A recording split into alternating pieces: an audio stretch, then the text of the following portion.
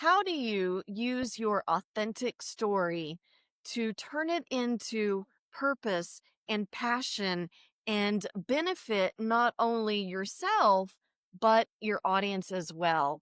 Stick around. We are going to talk to Amy Vogel. I'm so excited to have her here. And this is the first ever Oh, Yes, I Can Women in Business Events podcast. And so Amy is the one who gets to break ground with us, and that's so exciting for me.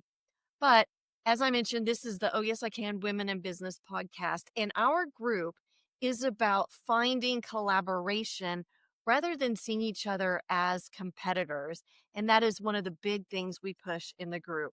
And today we are highlighting a woman in business, Amy Vogel, who is an author of I don't know how many books, and she is a writing coach as well. So, Amy, thank you and welcome to episode number 1. Numero uno, that. Right. That's right. Okay. Take just a few minutes and let our audience know who you are and what you do. And then we'll jump into all the good stuff that you have.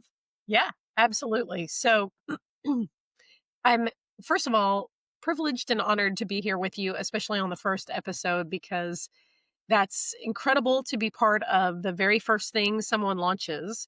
And also, my ego loves the stroking of being number one. As a former athlete, number one was always the goal. So I'm already getting good hits of dopamine this morning because of this. But I am an author. I'm a five-time author. I'm writing my sixth book right now. It comes out in April of 2026. And so I'm a five-time author. I am a women's book coach, and I also coach other authors in terms of developing their brand and with their business strategy. So while I also do the writing coaching, I help other authors ensure that their brand, their business is where they want it to be, where they feel confident and they get to define success their way. So the books I write about are about feminine empowerment, and my mission as a coach is about feminine empowerment. I love it. So you have been involved in the Oh Yes I Can group for a while now, and you've done speaking. You were a speaker at the 2024 Summer Summit, right? Yeah, and then I spoke in January of 2025 at the summit, and then I've done my little business bump up, which I can't wait to do again. Yay! I love it. I love when members come in and they're like, "Yes, I want to be part of this group." And here's one of the benefits. Amy has landed actually a couple of clients by being in the group and being so active in the group. So, when you did your business bump up, right? Mhm. You were able to share some things and actually just kind of let the audience know that I typically host those, and those are once a month and on the first Tuesday night of every month. And I bring a sponsor in who leads a workshop. And I was not feeling well, and I had texted Amy earlier in the day, and I said, "Look, I might have to dip out." And she was like, "No problem. I've got this." And so within minutes, I was like, "I'm not staying." And she just took it like a champion and just went with it. And I turned my camera and mic off for a minute and sat here doing a couple of other things. And I was just listening to her just go. So, one of the things that Amy has in her past is that she was a former pastor. And so that definitely helped in that time of her taking over. And more than that, she, as she mentioned, she is likes to empower women. So what better of a group to be in, but to really own their stories and to use those in the form of books. And so tell us about your story of how you came into doing what you do. Oh, well, I'm actually working on a chapter that's going to be included in an anthology called Women Like Me, Volume 13, and it's essentially telling my story. And I always like to start off with this idea that I tend to, as I look back on my life, I'm 50 now, and so as I look back on my life, I finally feel like I'm doing exactly what I'm supposed to be doing. And I think you can find it earlier than I did. But for me, I stumbled into everything. So whether it was sales right out of college that ended up being just a supernatural fit, and I was successful at that.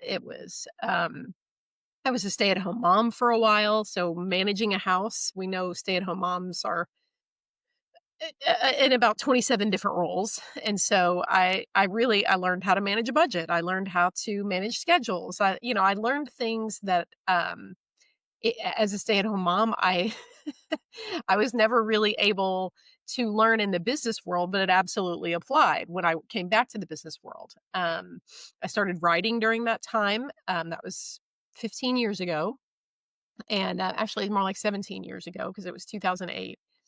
And and gosh, that makes me feel old, but that's okay. And then after that, when we came back to the States, I learned how to be a caregiver because my middle daughter was diagnosed with cancer. And so we walked her through her protocol. She's almost 19 now. She was 4 at the time. So she's doing really, really well. No, we don't say cured, we say no evidence of disease. And so she's doing very, very well. And and so I walked through that and learning how to manage the medical side of things, right? And the rest of the family. And then we lived as expats twice. So my point is I'm stumbling into all of these things. None of it was truly intentional. I eventually went back to work for a startup church where I was just a volunteer, and then I eventually went on staff, which I took on an associate pastor role. And so I'm piecing together all these pieces of the puzzle that I was innately gifted to do, didn't know it, and then now that absolutely apply. Because when I coach women to write books, there's a pastoral aspect to it. You're in therapy when you're writing a book. You are talking through some truly vulnerable situations because Yes. that's what's connectional, that's what's authentic.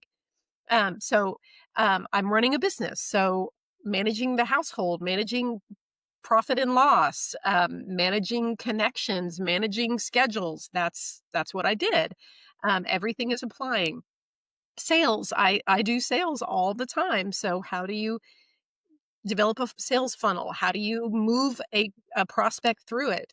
How do you onboard a client? Those types of things. It's all come together. And so the, to sum it all up, how have found myself is I call myself a holy stumbler. I literally stumble into the things that the divine has for me, and somehow it all seems to work out. So, what I have done, and I say all of that because when you start authentically telling your story, you need to include the origin points. And it wasn't just one origin point that led me here, it was milestones along the way, along the journey that I never thought would be applicable. But as I look back, I'm like, oh, I learned that lesson there that I need now. Oh, I learned that lesson in 2013. Oh, I learned this over the pandemic. All of these things come together as I stumble forward and find what God has for me. So that's what I coach other women to do, to take that journey, hopefully not make as many mistakes as I do, and then just really my passion to see us all elevate together. That's really, really what gets me excited, why I love having conversations like this. My partner always talks about when I get off a call, I'm lit up because Right. this is what I'm meant to do. Yes. And so you talk about making mistakes. Mm, And, say that. I kind of think of it like, is it, could we have done better in the moment? Probably. But there is a little bit of redemption in our what we would call a mistake.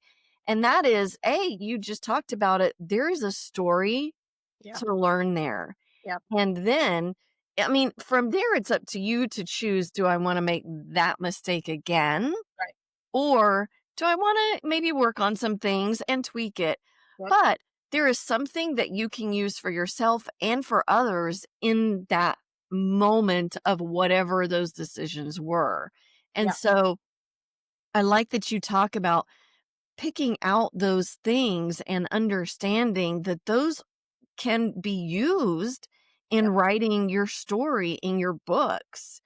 So, real quick, before we move on to writing, just curious, you mentioned that you were an athlete. So, tell me, what sport or sports did you play? I'm just curious. We're a big sports family. Yeah, yeah. So, I mean, I've played several, but the ones where I shined was I was a volleyball player, which makes sense because I'm tall, and I was a swimmer, which also makes sense because I'm tall. Yes. Yeah, So, I've been exactly. swimming really well, both of them. I really excelled in both of those. So, um I just I still have that competitive spirit, and now that I'm not, my body just doesn't do what I want it to do all the time. I just have to, tamp down. There's no more running. I blew out my knee, right? Like Oh, no. I do the things that I can do, and I don't have to win at everything, but I've learned that being a true athlete, a good sport is about participating and doing your best. And when you do that, it's the ultimate best experience and the best outcome. So, Yes, I love that, and let me just tell you, I admire that you played volleyball because I can't I can't play volleyball for anything, anything. I was in high school, a group of us would get together periodically and go to this, I was in Oklahoma and I lived in Pawnee at the time, and mm, there was this, place called Pawnee Bill's Museum, and it was where mhm, Pawnee Bill lived, and so there was a big open grass area, and we would go play, touch football or mhm, volleyball or whatever, and honestly, I would hit the ball and it would go behind me. So I've never really excelled at volleyball and it was not my thing, but I really enjoy watching it. mhm, One of our daughter-in-laws, she played volleyball in high school as well, and it mhm. was fun to go to those games and watch. And my daughter did too when she was younger, and then she had a knee situation, and that just kind of ended her career a little bit, but Yep, anyhow. shoulder joints. Yep, yep. Knees and ankles. Knees and ankles. Yeah, exactly, exactly. So, I don't know, that's kind of fun. I just like, Yeah, hearing about sports and people's story. yeah, So, okay, now we can get back to what we're talking about right. which is writing. So, okay, so that's kind of how you got into it. You wholly stumbled, and now you get to use those stories of whatever place you were in at the moment. It's one of the things I talk to people about is there's nothing that's wasted in our life, No, right? Whatever you've done, whether it's, flipping burgers or being a babysitter or whatever in those younger years, you can still use that. Absolutely. So, okay, so we've talked about how you got into what you're doing. Now take us into whatever good gold nuggets that you have for our audience. yeah, yeah. Well, and I didn't realize that even in sales, even in I mean, my first writing project was a blog. It was a travel blog, and then I blogged through my daughter's cancer journey, and then I was involved in church in various ways and got opportunities to write. So I didn't realize until 2023 that I have been telling stories my entire life, because stories are relational, stories are connectional. Your brain is wired for story. So even in my sales world that I was in for so long, I sold software. Um, I was a recruiter and then I sold software. It's all about relationship, and relationships are built on shared collaborative stories. And so what I brought up in the business bump up was why stories matter is because they're relationship builders. They're not just a marketing tool. They are essentially who you are and how you connect with that other person, because they build trust, they build credibility, and even like as you said, you nothing is wasted, even the typos. As a writer, as a publisher, mm, little known, or I guess not well kept secret, but the industry standard for errors in a book is 10 to 15%. Everybody has typos in your so everybody has typos in their books. It's very rare to not have them. Your brain kind of filters them out. But I bring this up because even as we're talking about mistakes, think of them as typos. You get a 10 to 15% window in your life to have a typo in your story. And it's all about how you use them. So it doesn't have to necessarily be termed as wrong. It's a point of growth. It's a growing edge. Do I need to eventually learn how to spell the word carousel? Yes. I can't. My brain just doesn't. It took me 10 years to spell the word member, which is weird working for a church who's over ministry for membership, right?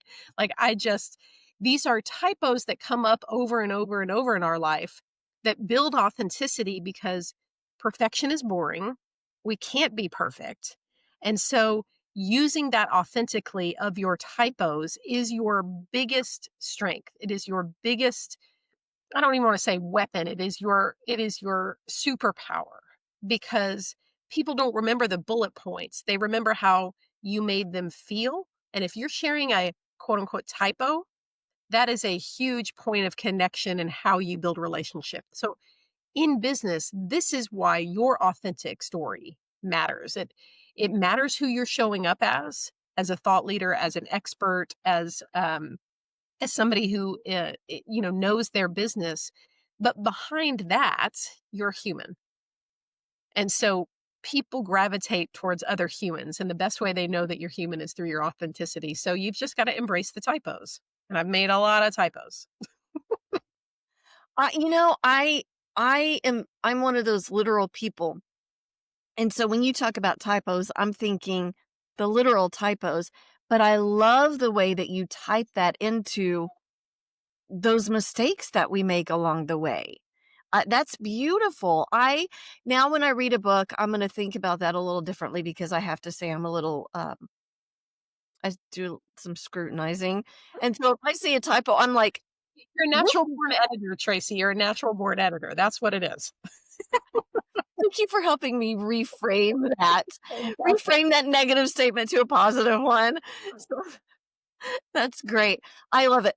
But that also helps us not just with ourselves, not just say, "It's okay for me to miss that period, that spelling, that whatever," Yeah. but now that helps us see that it's okay to give other people grace and mercy, right? Yeah. Let's give it to ourselves and let's give it Sure. to others. So I really like that point. Okay. Yeah. Yeah. And guess what? Typos can be corrected, whether they're corrected in the moment or later, they're reframed, redeemed, reconciled, whatever word you want to use. Yeah. The typo's going to get fixed. Yeah. Yeah. I like that. All right. So what else did you talk about? Yeah, I talked about I've got a cheat sheet here of what I actually talked about, but the Go common for it. myths that silence women's stories. So if we're talking about our stories as our superpower, as our best relational connectional tool, Mm, we've got things that shut us down from sharing. Maybe we only share in part, the good parts. yes. It, or maybe we only share the parts where we struggled and we don't share the part where we overcame those struggles. But there are a few really common ones that are born out of fear, that are born out of shame, that are born out of the idea that I'm doing it wrong, that really keep us from making that full authentic connection with our story. So I'll list them out for you. People in business don't want to hear about personal struggles. Not true. I can absolutely say that's not true because the way that I approach any kind of discovery call is that there are certain things that are common for women in their lives that inhibit them living their dreams, especially if their dream is to publish a book. We don't have time, we don't have money, we don't have these are the objections, right? These are the things that will tell us I'm not a good writer, I don't know what to write about. Like all of these things, they're all born out of the fear, not that I'm going to fail, but what if I'm actually a success? Mm, Want to hear about my personal struggles because maybe they'll think differently about me. This is the continuation of the thought. Like the surface level thought is people don't want to hear about my personal struggles, when in fact they do, because if they do, it's the fear is that I'm actually going to be successful and then they won't like me. It's weird. We would rather be seen as somebody who, it's the crabs in the bucket theory where you've got crabs in a bucket and one tries to climb out, the other ones are going to pull it down. But in our day and age, when women have unprecedented ability to tell our stories and to change them for maximum impact, it is our personal struggles and how we overcame them to be whole people which to me, that's success right there, living authentically as a whole person. That is the greatest thing we can do to share because it connects us to the other humans. So, do people in business want to hear about your personal struggles? Absolutely, especially your ideal reader. If you're writing a book, your ideal reader needs to know that you struggled and how you overcame it. It's a both and. Right. The next myth that I'm going to run through is my story isn't dramatic or unique enough. And I identify with this one. This is a personal struggle. So when I started writing, I was like, there's nothing exciting about I grew up in a middle class family. I went to college, I got married, I had kids. Like there's nothing dramatic about that. And then it got really dramatic. So right as I had that thought when I started writing, my life got really dramatic because my daughter was diagnosed with cancer. But that's an interesting myth because we all have experiences that have put us on a roller coaster. Some people's roller coasters are like the Texas cyclone. I'm dating myself, but if you went to Astro World in the 80s and 90s before they closed it down, there was the largest wooden roller coaster. And it was called the Texas Cyclone. And it went around and it dipped and all it was terrifying. And some people's life is like that. Some people's life is Yeah. more like the Ferris wheel. But guess what? A lot of people have a fear of heights. So even if you are not, being thrown around in the seat and you're just riding the Ferris wheel, you're going to be able to connect with somebody. So it doesn't Right. matter how dramatic or unique you think your story is, it's going to connect to somebody else. Um, and then the other one I love is I should be further along before I share it. And this encountered a lot in the church because I would coordinate speakers, but the idea of I have to be somewhat healed or Mhm. I have to know X amount as an expert before I step out and explore this new business offering. Guess what? Most of the things I learn along the way, and I learn because of other people. So it does not have to be anything about you are. The world thinks of you as an expert. The only way you're going to get to is by walking it out and learning as you go. So you don't have to be further along. You don't have to have a story that has a pretty little bow at the end. In fact, those are the most interesting stories. Those are the ones that keep people reading. Cliffhangers. That's what we love. We come back because we want to see how the story is resolved. Right. So your story doesn't have to be tied up in a neat little bow before you start sharing it. It's a yes and. If it's done in a vulnerable, authentic, not a know-it-all way, Right. that's when it's the most powerful. So, Right. Yeah. it's it's it's exciting to help people overcome the resistance that fear and shame and, whether it's to us from the outside or it's just something that comes up from the inside. It's exciting to me to help people overcome those, and I do it by that reframing tool that I just used with you. Reframe it. Exactly. Exactly. Yes, in the communication world, that's one of the things I talk about with my clients is let's reframe that. Yep. So, and it's interesting that you talk about just kind of write it as you go because a lot of times a business coach will tell you build it as you go. Like some people will launch a product, a workshop, or whatever before they've started it because they want to know, am I going to waste my time and start building something that nobody's going to want?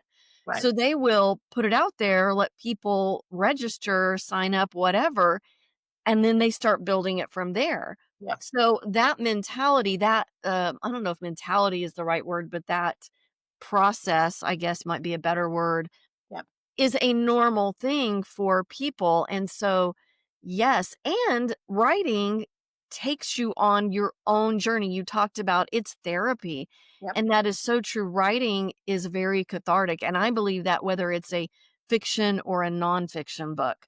Absolutely. So, yeah, Because a piece of you, a part of you is going to go into everything. You're going to show up as some sort of part of yourself, whether yes, you're writing fiction or nonfiction. And I've written both, so I can testify to that. But, it's one of those things where we're all creating what's called beta programs in the business world. beta is the thing. Whether you call it an alpha or not, you're still going to learn along the way. The iPhone, my first iPhone was a 4. I'm now on 13.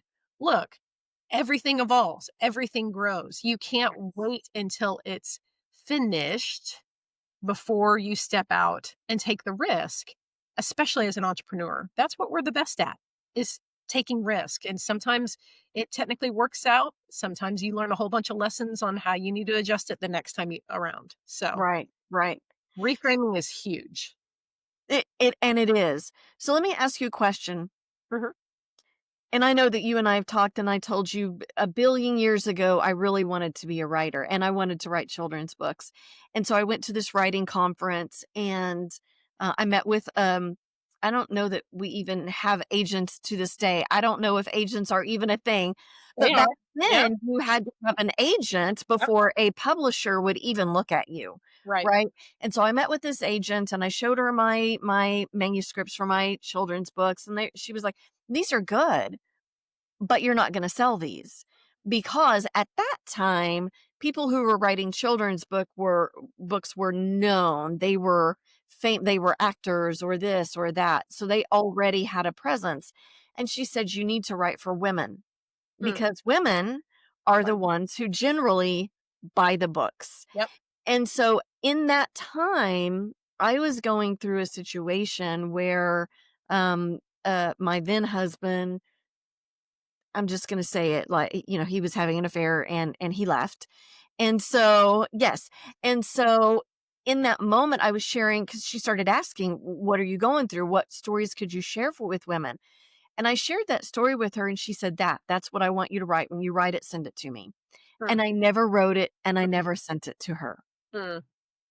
So part of it was that when I came home and I started writing it, because I was in the trenches, Yep. for me, I was still so angry and bitter that as I was writing it, it was ugly. It Yeah. was ugly, Right. right? And so Yep. I decided to wait until I had some healing. So my question for you, oh, and by the way, that is the book that I'm writing now, years later, years later. And just so the audience knows, Amy and I have talked about this several times, and she'll be like, how's that book Right. Right. coming? So, yeah, I've been writing it for quite a while now, but my question to you is, you say, just go ahead and write it. So, is there a recommendation that you would say to somebody like me back in that moment where it was still too real, too raw? I was in the thick of it.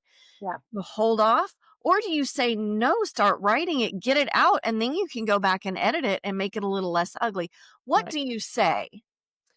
Well, for me personally, um, writing has always been the way that I get out of something. Okay. So it's a both and. I'm a big fan of both and. Write it, maybe write it in a different way. Maybe it's not a memoir, maybe it's a fiction book. Maybe you can write Wow.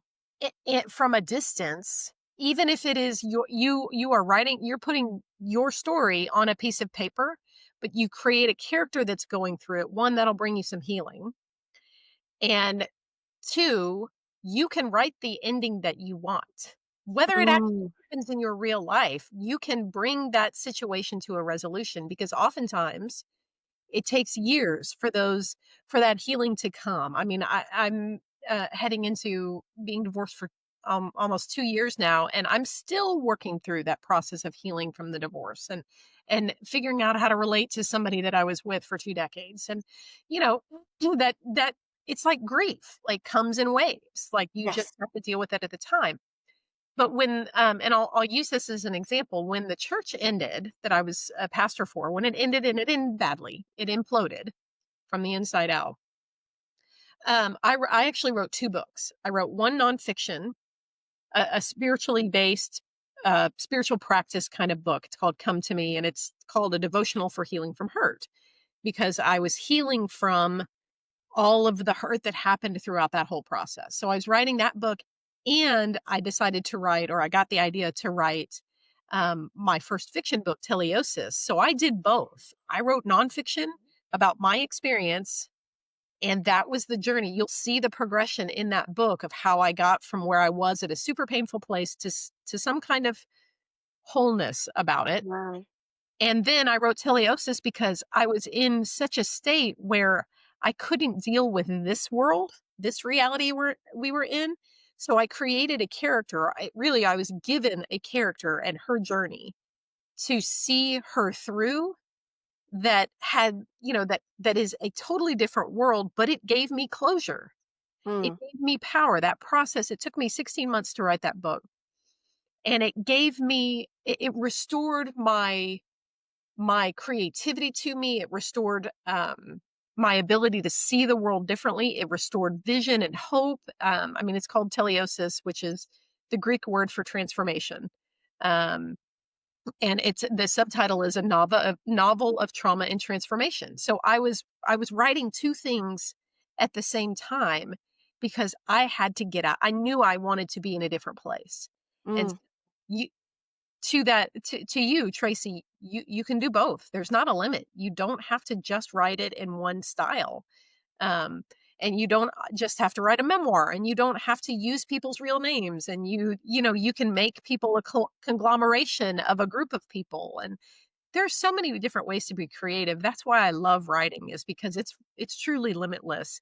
And yet, as we write, and I mean, I tell my clients this literally every day of the week, you just have to keep writing. I tell myself that. You just have to keep writing. You just have, mm. and try different things. I was writing for 10 years before I had a book published. It was the first manuscript I ever finished. I have like 7 unfinished manuscripts. So, it takes a while to find your voice, but the process of finding it is to write it out. So, to anybody listening who's like, "Well, I don't it's and I've talked to a lot of women about this. I don't want to tell this because my mom is still alive and that this would upset her." Okay, write it in a fictional narrative, right? Like, or write a short story or something where it's you get it out and it takes on a life of its own, whether you ever publish it or not. And then there are different ways to use it. I have a client whose her book comes out in October. She's writing for parents of middle schoolers, specifically seventh graders. That it's called A Peaceful Transition of Power. How do you go from being everything in a child's life to that differentiation stage where they're trying to find themselves? How do you, as a parent, navigate that? And she's writing it in kind of a reflective style, but every chapter starts with a story from her life that's told in a narrative way. So she took a step back, and she's looking at it from the outside and telling it as if it happened to someone else, even though it happened to her. Wow. Yeah, I mean, creativity is limitless, and especially now with self-publishing and the rise of that and the popularity of that. And um you can do anything you want. I can say I wish I would have had a you in my life back then, because thinking about writing it as a fiction, that would have completely worked, because what woman who's being betrayed, right, would not be angry and bitter, right? So that character Yep, of having those emotions that I was in the middle of back then would yep, have absolutely been understandable, absolutely. right? But I limited myself because I thought, "Oh, that's gonna turn people off if they see my anger and my bitterness." Like, nobody wants to read that, Right. but as a character, somebody would have wanted to read that. So And that's the benefit of fiction, is you can read something and you don't have to like the character to want to see what happens to the character. right. Yeah, that's true. Yeah. That is true, especially if there's somebody that you're really not you don't care for. It's like, "Well, I wanna see what happens to that person." Yeah. So, yeah, I mean, that is the whole thing of movies, right? Like, whether it's a character we like or not, we wanna see in the end. Yeah. So, okay, I really like that. I like the idea of, because I read nonfiction, Mm, I don't really read fiction, and so that's just where my brain is, but I like the idea that it doesn't even have to be a book. It can be a short story. It can be fiction. It can be nonfiction. It can be whatever you want, because you're the writer. You're in charge. right. So I really like that. Yeah. Okay, good. Yeah. That's my that's my best advice so far. Come back to me in a year and we'll see what I say. All right, what else did you share in the bump up?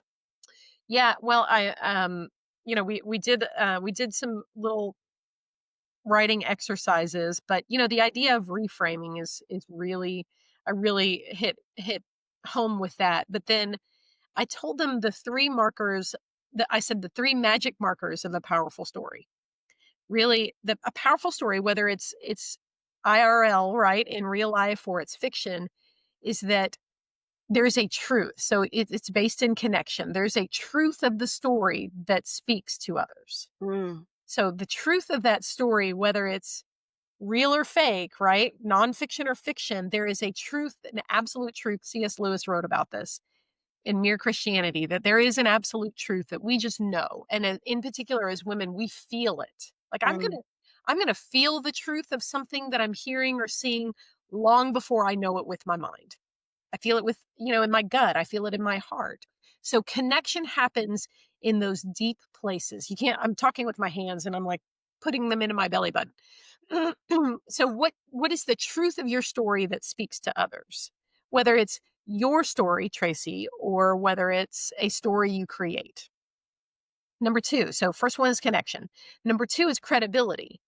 What did you overcome or learn that positions you to help others? mm, What makes you somebody that can speak on this topic, whether you are the expert or not? You have valuable experience. Your feelings are valid. Even if you were in the process of evolution, that this is a situation that hasn't resolved itself, if you look at it from a growth mindset and you're actively trying to move through it and learn the lessons, that's going to help somebody else. Whether it happened at 9 a.m. today or whether it happened 9 years ago or 19 years ago, right? There's a credibility to that when you are in the process of growth and learning and want to help others through that. So we've got number one is connection, number two is credibility, truth, growth, and then number three is confidence. What part of your journey makes you feel most proud? We've got to have some pride. We can't just always stay on the negative. The negative is the chaos, the negative is the drama. That's important for a good story. But for a reader, there has to be some kind of eventual resolution. I remember the TV show Lost. There was not a good resolution to that TV show, and people were just so annoyed and turned off by it. They wanted to see. That's why fan fiction is a thing. People want to resolve character story arcs. And so you've got to think about, I'm not just in the thick of it, in the difficulty of it. What makes me feel most proud of what I've lived through? It's all part of your inner world. It all brings some kind of blessing. It all brings some kind of wisdom. So what part of that journey, of the journey you've been through, makes you feel most proud? So if you want to write your story, you've got connection, which is about truth, credibility, which is about growth, and then confidence, which is about healthy pride in what you've learned, the wisdom, the truth. So we've got the truth, we've got growth, and we've got wisdom, and they all build together. wow, interesting. So the confidence part, the part that you are proud of, that I like that you said healthy pride because Yeah, as a follower of Christ, I try to not be prideful, right. right? But you can also get to the point where it's like you realize that this is good, right? Yeah, Like this nugget is good, right? It helped me, it healed me. Let yeah, me share this good nugget with you. yeah. Well, it comes down to, as women, the biggest thing that we're taught is not to know who we are. But once we figure out who we are, that's where our story truly takes that shift, and makes that power accessible. I mean, Mm, that was the whole character arc of my main character in Teleosis. When she realized who she truly was and what she was here to do, that was the pivot point. That's when her magic came back. Spoiler alert, it was the power of love. Like, that's a whole other podcast. Like, love is the power. That shift, that pivot point, when we as women, and it happens in the 40s, I think. I mean, if you're lucky, it happens late 30s, but for me, it happened in my mid to late 40s, where I really started to understand and love and learn who I actually am and what I'm actually here to do. Mm, And and so for me, that's pride. Pride is actually knowing who I am. So it's not I mean, trust me, I got an ego, so I can think too much of myself and I can think too little of myself. I vacillate between the two poles every day. Uh, right. but if I'm centered and I'm grounded, I know what I'm here to do. And there's an innate confidence in that, that whether or not I do it perfectly, I'm still here to do it. And I Right. still know what my value in this world is and the legacy I'm working to leave. I love that. Okay, so kind of going on the legacy that you're going to leave, if you think about that, and then you go back to these myths that you were talking about at the beginning, and you tie those together where it's a woman saying, "I don't have anything of value to give anyone." What do you say to that woman? Fine. Why do you think that? Even better, and I said this on another podcast, and I need to write a blog post about it, but who told you that? Wow. So I love answering questions with questions. It's kind of a pastoral trick, but that I learned from the Jewish faith, but it's philosophy based. But really, it comes down to it is who told you that? Yeah. And to me, the very first question God ever asks Adam and Eve in the Genesis creation story is, "Who told you you were naked?" Right. Who told you that? Like, I really I need to include that in my chapter too. Like, who told you that you have nothing of value to share? And let that be the thing that spins in your mind. Let that be the seed that's planted that grows. Mm, That be the thing that you explore in your story. Who did tell me that? And is that right or is it wrong? Like, you get the choice to explore whether or not you don't have any value. And I can sit here and preach all day long, and because it would be preaching, I have a preaching tone that I switch into when I'm presenting sometimes. But I can preach all day long. I can talk and tell you, Tracy, all day long that you are a woman of worth and a woman of value. But unless you know I know that about myself, yes. you can't hear that from me. Yeah, I agree And 100%. can't hear it at all until you start asking those simple but hard questions. Who told me I wasn't worthy of telling my story? Yes. Yeah. And often you're gonna find it was just maybe a way that you perceived something that you had little or no value, and sometimes some people are just mean. Yeah. So, I mean, that is the truth. Sometimes people are just downright mean, and they will say ugly things to you about you, and then you choose, "Do I believe that? Or do I not believe that?" But that is a powerful question. Who told you that? Who told you there's nothing of value that you can share? Who Yeah. told you that you don't have wisdom to impart to someone else? Yeah. That's very powerful. I like it. Yeah. Yeah. I'm glad I remembered it. And now I gotta go write about it. Write that note down. I always keep a notepad with me so as I'm doing podcast, I can take Yeah. little notes. So, all Yeah. right, anything else? What else? I just love connecting with other women. I love empowering and inspiring other women. So if I can help you write your story, whether that's a book or understanding how to get started on a blog or a podcast. I was a podcast host. I love being on podcasts, as you can tell. Um, just how you tell your story is not limited to only a very few specific ways. In fact, every social media post I create, it's with the idea of what story am I telling with this? What story Wow. is somebody going to interpret this? Sometimes I say I'd love to say that I am actually that intentional. Sometimes it's just silliness and it's just for fun. But that's part of who I am too. That's the story I'm communicating to the world, that I'm both deep Right. and silly. But if anybody would like to connect with me, probably the easiest way to do that is through my website, which is amywvogel, VOGEL.com. And we will put Amy's contact information in the show notes. So go check that out. I'm also going to add her books in there. So if you want to go check those out, do that. Grab one or all of them. Yeah, And I know Amy's heart. And I know even if you're thinking, oh, well, I'm not at a place where I can hire somebody right now. I know that Amy will want to have a conversation with you yep, and, I'm guessing at some point, if you wanna work with her, she would be happy, but in yep, the meantime, she just has such a beautiful heart that she would be willing just to have a conversation with you. absolutely. So, okay. All right. Well, I will again put Amy's information in, and Amy, thank you so much for being on the Absolutely. first ever Oh, Yes, I Can Women in Business Events podcast. Number Number one. 1, I love it. All right, everybody, we will see you next time. Bye.